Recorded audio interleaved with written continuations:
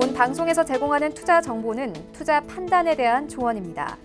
방송에서 제공하는 주식의 가치, 가격 상승 및 가격 하락에 대해서는 방송사에서 보장하지 않습니다.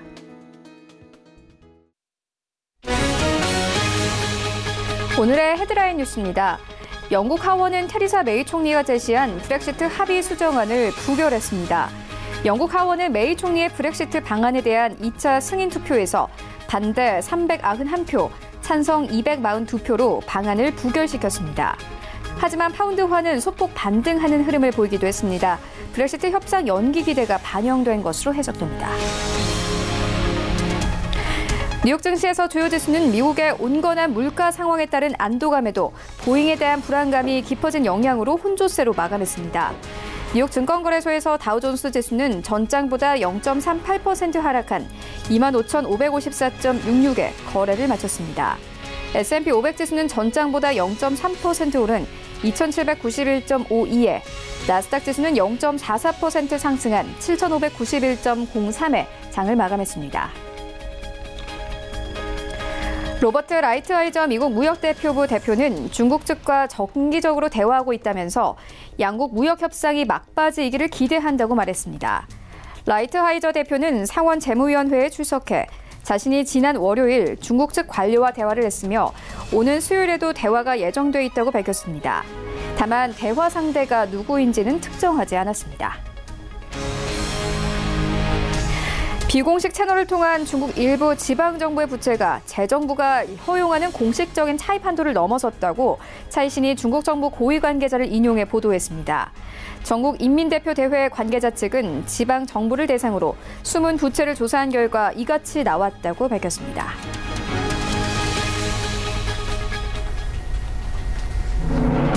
시청자 여러분 안녕하십니까? 출발 증시와이드 1부 시작합니다. 최윤입니다. 어제 우리 증시 코스피와 코스닥 양지수 모두 상승세로 마감이 됐습니다. 코스피의 경우는 2150선까지 올랐고요. 코스닥은 2% 이상 상승을 했습니다. 외국인들과 기관들 동시에 매수에 나서면서 750선까지 올랐는데요. 어제 시장에는 두 가지 이슈 있었습니다. 전장에서 나스닥 지수가 2% 이상 튀어오르면서 우리 시장에서도 삼성전자와 같은 전기 전자 업종들이 강세 보이기도 했습니다. 또 여기에 더해서 중국 정부 측에서 이 외국인 투자자들에 대한 신규 법안에 대한 심의가 들어갔다는 소식과 함께 상하이 종합지수가 1% 이상 상승을 했는데요. 우리 시장도 함께 힘받았습니다.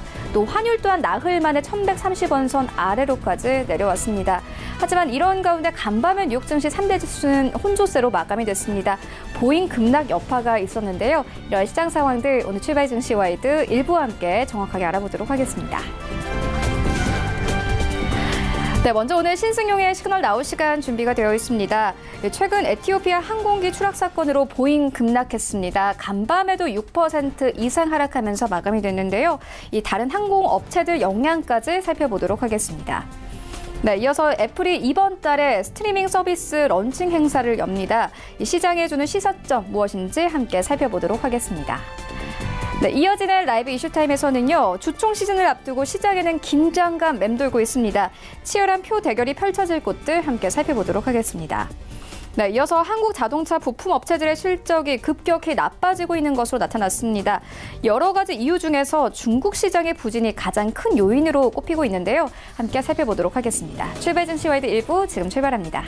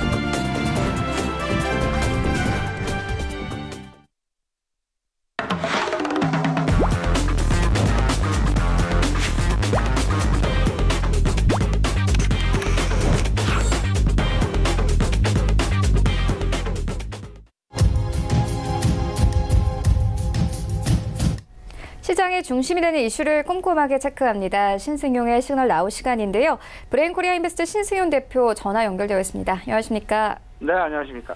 네, 대표님 간밤에 나온 소식들부터 좀 짚고 가도록 하겠습니다. 영국 하원이 이 브렉시트 합의안을 다시 부결시키면서 브렉시트가 사실상 연기될 것이라는 전망 나오고 있습니다. 보니까 파운드화가 장중에는 다시 한번 반등했다가 반락했더라고요. 이런 상황들 조금 더 자세하게 좀 짚어봐 주시죠. 예, 일단 뭐 어제 시장 중에 그 유럽 시간으로 이제 그 장중 시간에는 사실상 그 EU와의 그 메이 총리와 어떤 그 수정안 합의했다라는 그런 소식, 그리고 그 투표 바로 직전까지는 상당히 뭐 긍정적인 어떤 그 기대감 시장 내 많이 있었던 것이 사실이었는데요.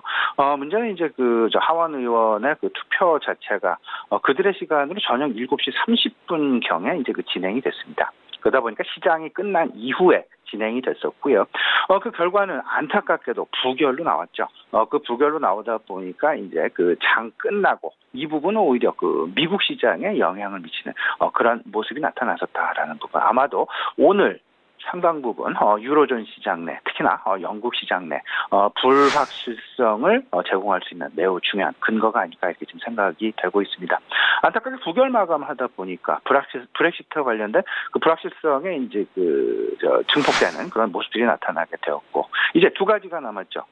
이제 그 어제 그 브렉시트 수정안 하원 의원에서 이제 부결이 됐다. 그러면 이제 부결이 된다면 노딜 브렉시트와 관련된 투표가 오늘 우리 시간으로 이제 그 내일 새벽에 진행이 될 예정에 있고요. 이것마저도 부결이 된다라면 연기안을 가지고 모레 새벽 그 발표 그 투표가 진행이 된다라는 부분.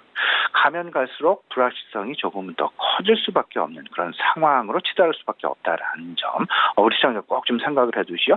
새로운 시장 내에 유로존에 대한 우려감, 부각 가능성 항상 염두에 두시고 시장 좀 진행 어떤 그 시장에 대한 준비 좀 하셔 나가야 되지 않을까 이렇게 좀 생각이 되고 있습니다.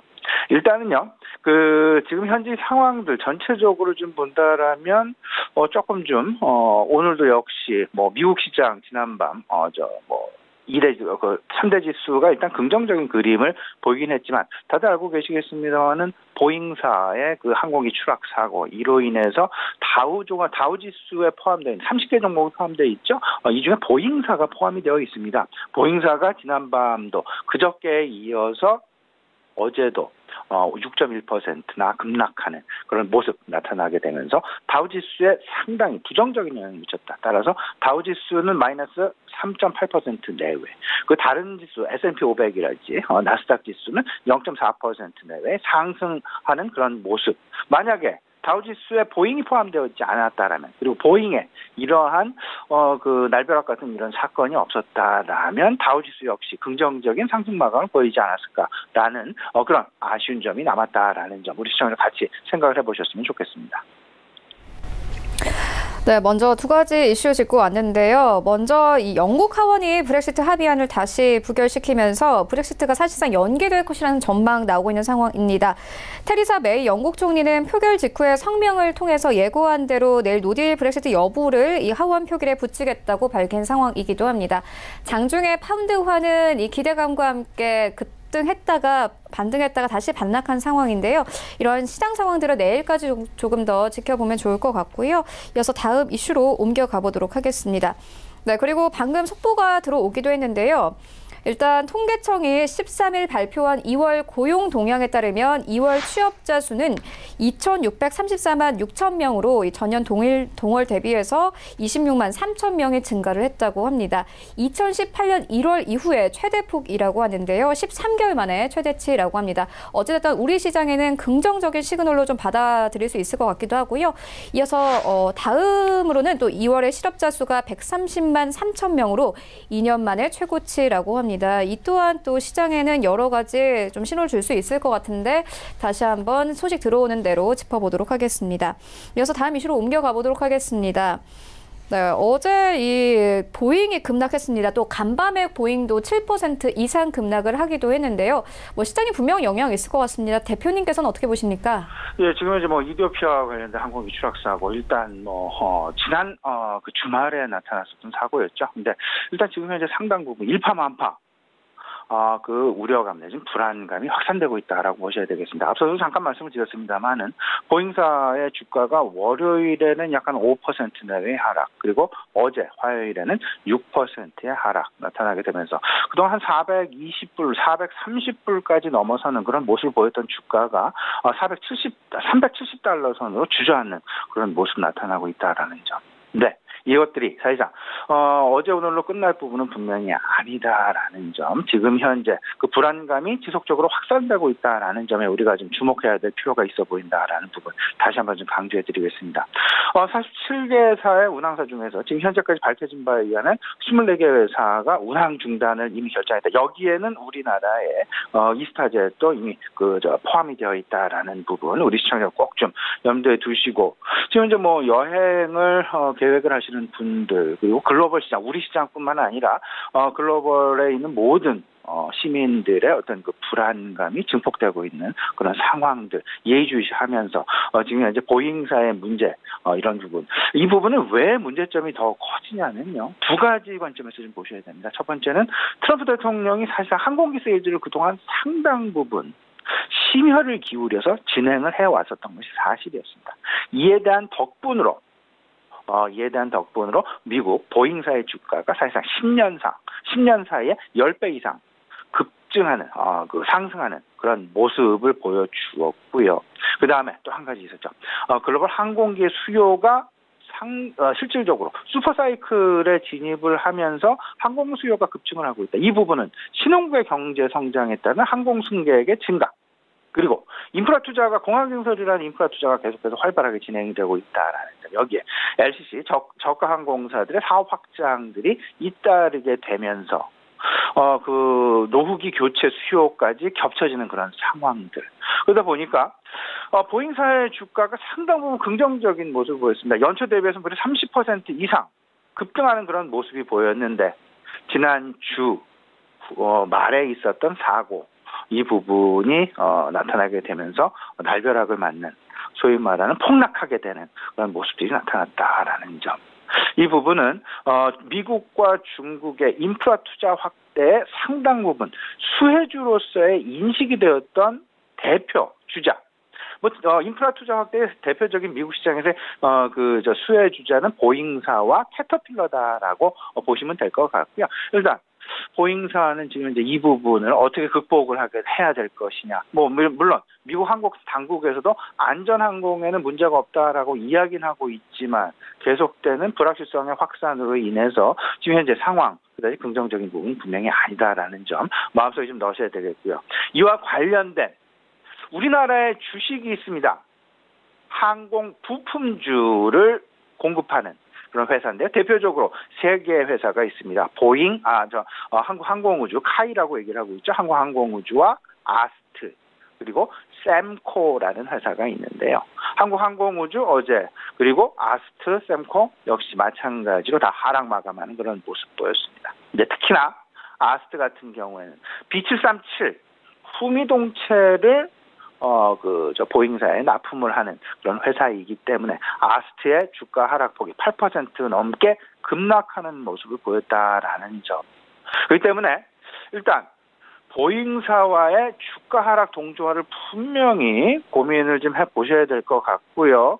절대 지금 현재 아직 보잉사와 관련된 어떤 그 리스크 부분, 끝난 것은 절대 아니다라는 그 이야기는, 지금 낙폭이 나타난다고 해서 저가 매수 차원에서 이 세 가지 회사를 접근한다라는 점은 상당히 위험성이 잔존하고 있다라는 부분 생각을 해두시면서, 보잉사의 어떤 그 사건 사고 자체가 마무리될 때까지는 조금 좀 기다리시는 그런 상황 필요해 보이지 않을까, 이렇게 좀 말씀을 좀 드려보겠습니다. 네, 알겠습니다. 이어서 다음 이슈로 옮겨가 보도록 하겠습니다. 애플에 대한 이야기 나눠보도록 할 텐데요. 애플이 이번 달에 스트리밍 서비스 런칭 행사를 열게 됩니다. 사실 애플 같은 경우에는 스마트폰 성장 둔화세 때문에 걱정이 많았던 종목이기도 한데요. 이번 기회를 통해서 좀 터닝 포인트가 될 수도 있을 것 같습니다. 어떻게 보십니까? 보셔야 되겠죠. 애플이 지금 현재 소위 말해서 그들의 생존 전략 중에 하나로서 생존 전략을 장고 끝에 마련하는 것이 결국은 하드웨어 쪽에 대한 포커스가 아니라 하드웨어는 하드웨어대로 가지고 가되 이때까지 그 의존도, 하드웨어에 대한 그들의 매출 내지는 영업이익, 이익 의존도를 줄이자라는, 소위 말하는 사업의 포트폴리오, 그 다각화를 꿈꾸는, 다각화를 목표하고 있는 그런 첫 번째 작품이다라고 보시면 될 것 같습니다. 말 그대로 올 연초부터 애플 관련된 쇼크가 시장 내에 많이 나타났었죠. 중국 관련된 휴대폰 판매가 2018년도에 전년 대비 거의 한 16% 급감하는 그런 모습을 보였고, 지금 현재도 이 부분 개선의 여지가 나타나고 있지 않다라는 점. 이렇기 때문에 이들은 애플과 관련된, 아이폰과 관련된 그 고객의 충성도를 기반으로 해서 컨텐츠 서비스를 새롭게 런칭하는 그런 행사를 오늘 3월 25일 캘리포니아에서 개최를 하게 된다라는 점. 근데 이 신성장 동력 찾기, 애플의 아이폰에 대한 의존도를 감축하려는, 오히려 사업 다각화를 상당 부분 확장시키려는 그런 생각, 그리고 이와 관련돼서 이미 조직 개편 그리고 구조조정을 단행하고 있다라는 부분, 생각을 분명히 해보셔야 될 것 같고요. 새로 신규 서비스가 런칭이 되는 부분은 스트리밍 쪽이 되겠습니다. 소위 말하는 컨텐츠 사업이다라고 보시면 될 것 같고요. 이미 컨텐츠 제작에 우리나라 돈은 한 2.2조 원가량의 투자 지금 집행이 되고 있는 그런 상황이다라고 보셔야 될 것 같고, 그들이 강점을 생각하고 있는 앱스토어 기반으로 유통 예정에 있다. 그러면 결국은 그들의 궁극적인 경쟁자는 누가 될 것이냐 생각을 해본다라면 넷플릭스와 프라임 TV를 제공하고 있는, 컨텐츠를 제공하고 있는 아마존이 될 가능성이 상당 부분 높을 것이다라는 점. 그러면 지금 현재 소위 말하는 신규 서비스들 중에서 각 분야별 선도업체, 우리가 좀 생각을 해봐야 되겠죠. 스트리밍 서비스에 있어서의 선도업체는 넷플릭스. 지난 밤에도 애플의 이런 소식이 사실상 전해지다 보니까 빵 주식들 중에서 유일하게 넷플릭스만 하락 마감하는 그런 모습을 보였다라는 점. 구글이나 애플이나 상승 마감하는 그런 모습을 보여줬고요. 경쟁업체로서 이제 새롭게 애플을 맞이해야만 하는 넷플릭스만 하락하는 그런 모습을 보였다라는 점에 우리가 좀 주목을 해볼 필요는 있어 보입니다. 자율주행 쪽에서는 구글이 지금 현재 웨이모라는 업체를 가지고 글로벌 선두를 차지하고 있고요. 인공지능 스피커 아마존이 선두를 차지하고 있습니다. 근데 이제 애플의 앞으로 향후의 발전 방향, 성장 모색, 길은 결국은 증강현실이랄지 자율주행이랄지 헬스케어 쪽으로 집중을 할 것이다라는 점은 이미 알려진 바 있고요. 그렇다면 우리 시장과 좀 연관이 되어 있는 연결고리를 좀 찾아본다라면 우리가 좀 고민해야 될 부분이 분명히 있습니다. IT 통신에서의 2019년 화두가 무엇일까 생각을 해본다면 두 가지죠. 5G와 폴더블. 근데 애플 컴퓨터 일단 폴더블 4는 2020년 이후나 되어야 신작 발표가 가능할 것이다라는 시장 내 전망 이미 알려져 있는 바고요. 5G 역시 마찬가지다. 그러면 그 IT 통신에서 2019년 화두인 5G와 폴더블과는 애플 컴퓨터는 조금은 좀 다른 길을 모색을 하고 있는 그림으로 우리 시청자 여러분도 좀 이해를 해주실 필요가 있어 보이고요. 그만큼 하드웨어의 혁신 그리고 진보 이 부분과는 조금은 좀 뒤떨어지는 행보가 아이폰 쪽에서는 나타날 가능성이 있다라고 보셔야 될 것 같고, 그렇다면 삼성전자의 새로운 경쟁자 부상에 대해서 우리가 생각을 해볼 필요가 있어 보이는데요. 삼성전자는 이미 어찌 보면 아이폰을 하드웨어의 어떤 그 진도 내지는 혁신 부분에서는 앞서갔다라고 보셔야 될 것 같고, 여기서 새로운 경쟁은 분명히 화웨이와 샤오미가 될 가능성이 높을 것이다라는 점. 그렇다면 우리 시장 내에 전달해주는 메시지 내지는 시사점이 분명히 있을 것 같습니다. 이 부분은 애플의 아이폰향 부품주들 보수적인 접근이 상당 부분 유효할 것이다라는 그런 생각이 많이 들고요. 지금 현재 시장 부품주, 핸드폰 부품주, 스마트폰 부품주는 두 부류로 나눠지게 됩니다. 삼성전자 향이냐, 애플 향이냐. 그러면 분명히 시장 내에서는 삼성전자 향 부품주에 대한 관심이 오히려 애플 향 부품주에 대한 관심보다 훨씬 더 크게 반응을 할 가능성, 작용을 할 가능성이 높다라는 점 아울러서 같이 생각을 해 두셔야 될 것 같습니다. 네, IT 기업들이 현재 향후 먹거리를 좀 찾아 나서고 있는 모습인데요. 시장의 분위기도 바뀔 수 있을 것 같습니다. 대표님 말씀처럼 우리 시장 부품주들 흐름 따라가 보면 좋을 것 같습니다. 이어서 오늘장 전략도 함께 들어보도록 하겠습니다. 예, 좀 간단하게 말씀을 좀 드려보죠. 지금 현재 일단 모멘텀 부재 상황은 당분간 진행될 가능성이 높다. 그렇다면 종목별, 개별 종목 이슈에 관심을 가져야 될 것이다라는 부분. 다시 한번 좀 말씀을 좀 드려보고 싶고요. 근데 여기서 우리가 좀 잊어서는 절대 안 될 부분이 있습니다.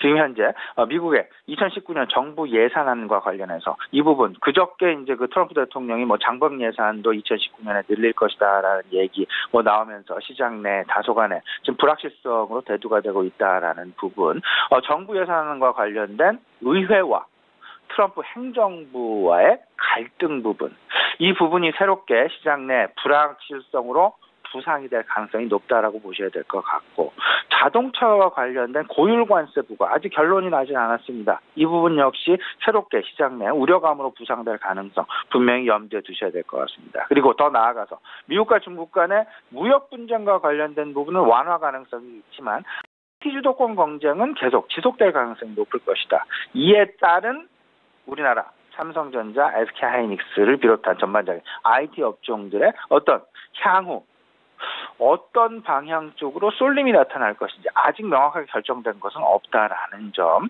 조금 더 눈치 보기 양상이 진행될 가능성이 있다라는 부분 염두에 두시고요. 다만 글로벌 금리 완화 기조는 일단 지속되고 있다라는 점에서 생각을 해본다라면 고성장 기술주에 대한 관심이 지속될 것이다. 근데 고성장 기술주의 주자는 IT와 바이오인데 지금 이제 IT 쪽에서 뚜렷한 방향성이 나오질 않다 보니까 지금 이제 바이오 쪽으로의 일시적인 시장 내 관심 이동이 좀 나타나고 있는데 IT 쪽에서 빨리 좀 자리 잡음, 방향성이 새롭게 좀 나타나 준다라면 고성장 기술주, 바이오, 일단 짧은 관점의 대응이 유효해 보인다라는 말씀을 좀 드려보고요. 글로벌 자금 이동에 관련해서도 계속해서 생각을 좀 해주셔야 되겠습니다. 신흥국으로의 자금 이동, 중국으로의 자금 이동 가능성, 이러다 보니까 업종별 밸류에이션 변화, 그리고 테마주에 대한 발굴 분명히 좀 그 관점에서 시장 접근 전략 마련하시는 게 좋을 것 같고요.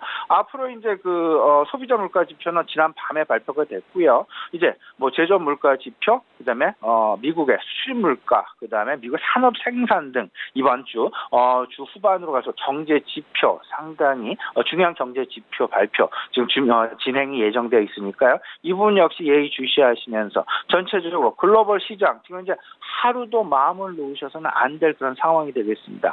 큰 외국인 수급을 기대하시기보다는 조금 좀 잔잔한 어떤 그 종목 이슈를 좀 찾아보시는 것이 지금 당장은 긍정적인 어떤 그 투자 수익률을 확보할 수 있는 그런 기회가 될 수 있지 않을까 말씀드려보겠습니다.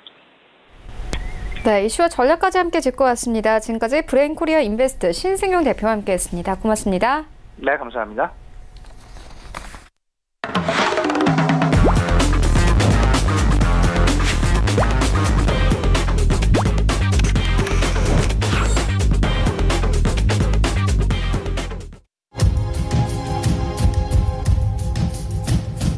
네, 이번에는 국내 시장 쟁점 함께 분석해 보도록 하겠습니다. 라이브 이슈 타임인데요. 한국투자증권 김권진 차장 전화 연결되어 있습니다. 안녕하십니까?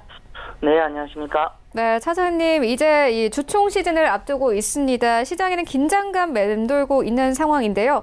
현금 배당액 같은 것도 조금 이슈가 되고 있고요. 어떤 부분들 좀 눈여겨보면 되겠습니까? 네, 그렇습니다. 기존하고 예전하고는 조금 다른 이런 주주총회가 열릴 가능성이 커지고 있습니다. 실제적으로 예전 주주총회는 그냥 어떻게 보면 거수기 역할만 하던 이런 여러 가지 기관들에서도 그리고 정부에서도 어떻게 보면 스테어드 코드를 계속해서 도입을 하라라는 이런 주주 정책에 대한 이런 강한 의지가 나타나고 있기 때문입니다. 실제로 상장사들이 정기 주주총회가 집중되는 주총 시즌 앞두고 증시에 어떻게 보면 좀 전운이 감돌고 있다라고 표현할 수 있을 것 같습니다. 주총 소집을 공고하는 상장사 중에서 상당수가 주주 제한 그리고 주총 안건으로 올리면서 곳곳에서 치열한 표대결이 펼쳐질 것으로 예상이 되고 있기 때문입니다. 스텔스 코드 등의 어떻게 보면 주주의 권한이 강화되고 주주 가치 제고를 요구하는 목소리가 조금씩 더 커지고 있는 만큼 기업도 바짝 긴장하는 분위기인데요. 첫째로 가장 크게 어떻게 보면 기업이 어떻게 보면 그게 뭐냐면 바로 경영지를 바꿔라라고 하는 이런 경영참여 주주 제안도 지금 현재 많이 나타나고 있기 때문입니다. 실제로 지난 8일까지 올라온 정기주주총회 소집 이런 공시를 분석한 결과 총 29개 상장사가 주주 제안을 주총 안건으로 지금 현재 올린 것으로 확인이 되고 있습니다. 주주 제안 같은 경우는 기관 투자가 등 이런 소액 주주들이 배당 확대나 아니면 이사 선임 등에 의하는 주주총회에 어떻게 보면 제시하는 것을 뜻하는데요. 주주 제안하기 위해서는 의결권이 있는 지분 1% 이상을 6개월 이상 보유해야 되고 주주총회 6개월 전까지 요구사항을 회사에 제출해야 된다는 겁니다. 즉 지분을 1% 이상을 모았는 사람들이 어떻게 보면 이제 주주 제안을 하기 시작한다는 거 얘기를 해드리겠고, 또 투표에 붙여진 주주 제안 내용이 더 다양한 것 같습니다. 우선 사내이사, 사회이사 및 감사 선임 관련 내용이 총 15건으로 절반을 차지했고요. 무선 데이터 서비스 업체인 네오디안이나 테크놀로지 같은 경우는 소액 주주들이 현 경영진에 대한 이런 불만을 표시하면서 본회 사회이사와 사회이사 선임에 대한 이런 내용을 받아들여 주총 안건으로 올라왔다라는 거 얘기를 해드리겠습니다. 어떻게 보면 기업들이 가장 크게 좀 주의해야 될 게 바로 어떻게 보면 경영진 교체에 대한 얘기가 될 수밖에 없다는 거 얘기를 해드리겠고, 또 어떻게 보면 행동주의 펀드 KCGI가 제안한 감사와 사회이사 선임 그리고 이사 한도 제한 안건 등이 어떻게 보면 한진칼에 지금 현재 주총 상정될 것으로 보이면서 어떻게 보면 주주총회에 대한 이런 이슈들이 더 커질 수밖에 없다라는 거, 그리고 배당금 확대에 대한 이런 주저하는 목소리가 어떻게 보면 이런 건수로는 가장 크다라고 얘기를 해드릴 수 있을 것 같습니다. 어떻게 보면 배당 확대나 자산 소각각 같은 경우는 주주의 어떻게 보면 권익 향상을 위해 가장 큰 이런 직접적인 이슈가 될 수 있지 않나라는 거 얘기를 해드리도록 했고요. 실제적으로 미국 행동주의 펀드라고 할 수 있는 엘리엇 같은 경우가 대표적인 이런 사례가 될 수 있는데요. 현대차나 현대모비스를 비롯해 현대 HCN, 세이브존, INC 등이 지금 현재 이사회가 제시한 이런 배당금과 주주가 제안한 배당금을 두고 표대결을 지금 현재 펼칠 예정이다라는 얘기를 해드리도록 하겠습니다. 실제로 이렇게 이런 여러 가지 이런 회사들에서 기존에는 어떻게 보면 이사회에서 그냥 땅땅땅 쳐버리는 모든 게 다 해결이 되는 구조였습니다. 그런데 실제로 지금 현재는 그렇지 않고 있다라는 거, 조금씩 어떻게 보면 본연의 어떻게 보면 주식회사의 어떻게 보면 주인이 누구다, 바로 이 주권을 가지고 있는 사람들의 이런 모습이었는데, 예전에는 그냥 일부 이런 주권을 가지고도 최대 주주가 되어 있기 때문에 기업의 이런 모든 것을 명운을 맡겨지는 모습이었습니다. 이제는 어떻게 보면 주주의 권한이 조금씩 커지고 있는 게 아닌가라고 판단해 주시면 될 것 같습니다. 네, 차장님 말씀처럼 치열한 표대결이 펼칠 곳들이 몇몇 보이는데요. 관련된 내용 나오면 다시 라이브 이슈타임에서 짚어보도록 하겠습니다. 이어서 종목 이야기 한번 해보도록 하겠습니다. 최근에 자동차 부품 업체들의 실적이 급격하게 나빠지고 있습니다. 여러 가지 이유가 있을 테지만요. 특히나 중국 시장에서의 부진이 가장 큰 요인으로 나타나고 있는데 조금 더 자세하게 좀 짚어봐 주시죠. 네, 그렇습니다. 중국발 구조조정이 계속해서 얘기가 많이 나오고 있습니다. 사실은 현대차, 기아차가 어떻게 보면 그런 자기들이 본인들이 진출하면 그 아래에 있는 딸린 이런 부품사들끼리 다들 거의 같이 진입을 하는 경우가 상당히 많습니다. 즉 현대차, 기아차가 공장 지어지는 옆 부근에 이런 부품사들도 대부분 다 같이 함께 진출하게 되어 있는 게 어떻게 보면 통상적인 이런 자동차 업의 이런 모습입니다. 그런데 최근에 현대차, 기아차가 어떻게 되고 있다? 바로 미국도 별로 그렇게 좋지 않고 어떻게 보면 앞으로의 성장 먹거리라고 여겼던 중국 쪽에서 지금 현재 점유율이 계속해서 낮아지고 있다. 어떻게 보면 가동률이 50%가 안 되는 곳들이 지금 많아지면서 중국의 이런 공장을 문을 닫아야 되는 게 아니냐라는 얘기. 실질적으로 지금 현재 중국발 구조조정이 지금 현재 덮치면서 생산이 지금 기로에 나타나 있다라고 얘기를 해줄 수 있을 것 같습니다. 실제로 완성차 업체들이 경쟁력이 계속해서 하락하고 있습니다. 중국 쪽에서 지금 현재 올라와 집지를 못하고 있기 때문에 시장 점유율이 계속해서 하락해 보고 있다는 거. 이것 때문에 부품사들은 어떻게 보면 직접적인 타격이 있을 수밖에 없습니다. 즉 매출과 그리고 이익이 계속해서 꼬꾸라지고 있기 때문이다라는 거 이야기를 해드리겠고요. 실적이 급격히 악화돼서 어떻게 보면 이 부품사들은 최소한 30% 이상의 어떻게 보면 이런 하락을 계속해서 겪고 있다라는 거 얘기를 해드릴 수 있을 것 같고요. 다른 부품사들의 어떻게 보면 실적 악화의 얘기는 가장 크게는 결국은 중국 시장에서 지금 현재 얘기가 나오고 있습니다. 이것은 어떻게 보면 완성차 업계에서 지금 계속해서 얘기가 나오는 거고 어떻게 보면 미국과 중국이 어떻게 보면 조금씩 올라와 줘야지만 이런 다른 부품사 업체들도 좀 긍정적으로 바뀔 거다. 어떻게 보면 지금 몇 년간 계속해서 자동차 업계는 계속해서 밸류에이션 자체가 고밸류를 받는 게 아니라 저밸류를 계속해서 받아왔던 가장 큰 원인이 이제는 어떻게 보면 생사까지 지금 현재 앞다투고 있지 않나라는 얘기를 드리겠습니다. 네, 우려가 깊은 만큼 좀 종목별로 선별을 해서 투자를 해봐야 할 것 같습니다. 이어서 다음 이슈로 옮겨가 보도록 하겠습니다. 최근 뉴욕 증시에서 항공주들이 하락세입니다. 보잉의 주가는 거의 2주 만에 거의 30% 가깝게 하락을 하고 있는데요. 우리 시장의 항공주들 분위기 어떻게 보고 계신가요? 지금 최근 들어서 어떻게 보면 차세대 항공 기종이라고 하는 B737 맥스가 계속해서 조금 최근 6개월 내에 연이은 사고가 나타나고 있습니다. 어떻게 보면 최근에 이러한 사고 때문에 관련 이런 동종업계의 이런 종목들이 좀 많이 하락을 하고 있고요. 실제로 거기 보잉에 실제 납품을 하고 있는 아스트 같은 이런 종목들 같은 경우도 어제 급락이 나온 이런 경우가 있었다는 거 얘기를 해드리겠습니다. 여객 추락 사고로 동일 기종 도입을 예정하고 있었던 국내 항공사가 많이 긴장을 하고 있고요. 일시적 가동 중단이나 어떻게 보면 발주 취소로 이어질 경우 올해 도입 계획이 없는 오히려 제주항공이나 진에어가 반사이익을 누릴 수 있다는 이런 전망까지도 나오고 있습니다. 실제로 차세대 항공 기종인 B737 맥스가 최근 6개월 내 연이은 사고를 내고 있습니다. 이달 12일 에티오피아 이런 항공의 여객기가 추락을 했고 지난 10월에 추락한 인도네시아 라이온에어의 기종 보잉 737 맥스다라는 거.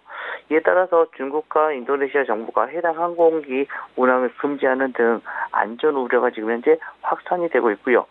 나라 국토부에서 이스탄 감독관을 보내 등등 지금 향후 운항의 안정성을 계속해서 점검을 하고 있다는 거 얘기를 해드리겠습니다.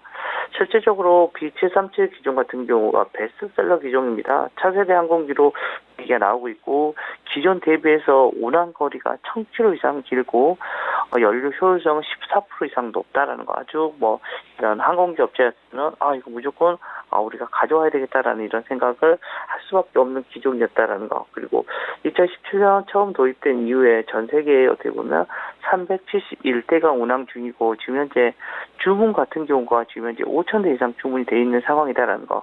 그만큼 지금 현재 주문이 밀려 있는 상황이다라는 거 얘기를 해드리겠고 실제 이 해당 기종이 우리나라 항공사에게도 지금 현재 노선 개발이나 비용 절감 측면에서도 기대감이 많이 크다라는 거 얘기를 해드립니다. 특히 근거리 국제선이 한정적인 저비용 항공사에게 어떻게 보면 싱가포르까지 노선 확대가 가능한 기종으로 현재 이스타항공이 이미 2대를 운항 중이고 올해 4대를 추가할 계획이었습니다. 그리고 티웨이항공 같은 경우도 올해 6월부터 올해 말까지 4대, 2021년까지는 총 10대를 지금 현재 가져오려고 하고 있는 모습이었고요.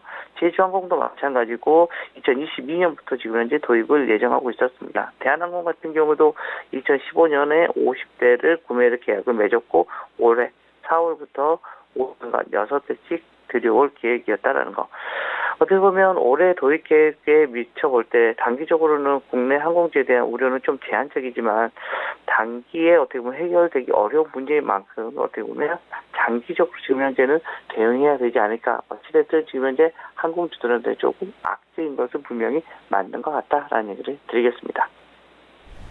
네, 악재는 분명하지만 또 반사이익을 볼 수 있는 종목도 있고 단기 해결이 어려운 만큼 장기적인 관점에서 대응이 필요하다 이렇게 짚어주셨는데요. 관련된 종목들의 흐름 따라가 보도록 하겠습니다. 이어서 오늘장 전략은 어떻게 보고 계십니까? 자, 오늘 계속해서 모멘텀은 없습니다. 실제로 이미 어떻게 올라갈 수 있는 여건들은 다 나왔습니다. 미중 간의 이런 무역 전쟁은 이제는 무역 전쟁이 아니라 잘 해결이 될 것이다라는 게 선행 지표로 이미 다 나와 있는 상황이고요. 계속해서 어떻게 보면 좁은 박스권일 것 같습니다. 2130에서 2170 예전에는 지지선이었던 2170이 이제는 저항대로 지금 바뀌는 거다라는 얘기를 해드리겠고요. 가장 중요한 건 여기서 추가적인 상승이 있기 위해서는 외국인들의 향방이 계속해서 관심권으로 전해질 수밖에 없다라는 거 얘기를 해드리겠고요. 어쩔 수 없이 지금 현재는 지수에 베팅하기보다는 종목별 순환매에 어떻게 보면 여러분들이 베팅을 할 수밖에 없는 구간이다라는 얘기를 해드리겠고요. 실제로 신용융자가 전고점 대비해서 지금 현재 1조 원 이상 남아있는 이런 시즌입니다. 즉 1조 원 이상까지는 어떻게 보면 종목별로 지금 현재 등락이 계속해서 반복이 될 수 있을 거다라고 판단하시면 될 것 같습니다. 계속해서 지금 당분간은 지수보다는 종목에 집중을 해야 된다라는 판단을 하셔야 될 것 같습니다. 네, 알겠습니다. 지금까지 여러 가지 이슈와 또 전략까지 함께 짚고 왔습니다. 한국투자증권 김관진 차장과 함께했습니다. 고맙습니다. 네, 감사합니다. 네, 1부는 여기서 모두 마치도록 하고요. 잠시 후 2부에서는 전문가들과 함께하는 종목 라이브쇼, 라이브 매매 타임이 이어집니다. 여기에 더해서 오늘장에서 이슈몰이를 하고 있는 특징주까지 꼼꼼하게 살펴봐 드리겠습니다. 채널 고정해 주시고요. 저희는 잠시 후 2부로 다시 찾아오도록 하겠습니다.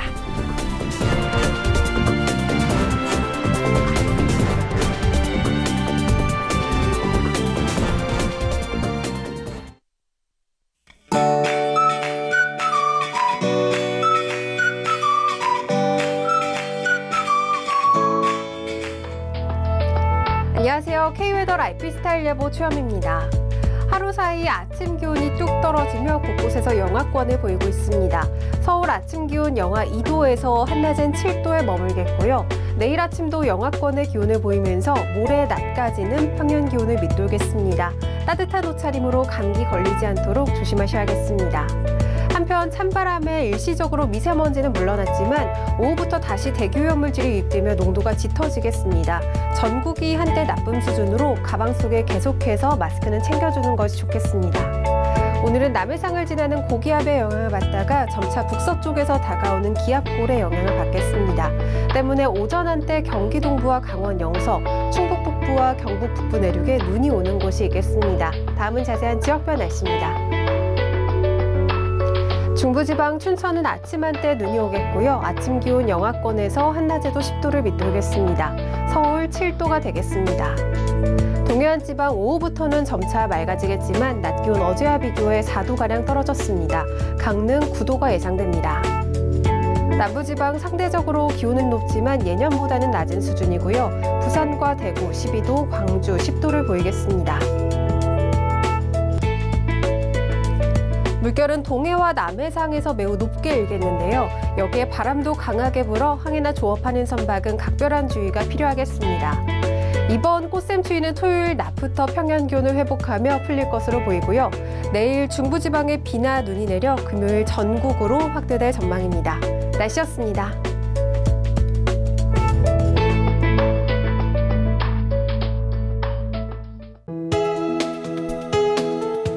방송에서 제공하는 투자 정보는 투자 판단에 대한 조언입니다.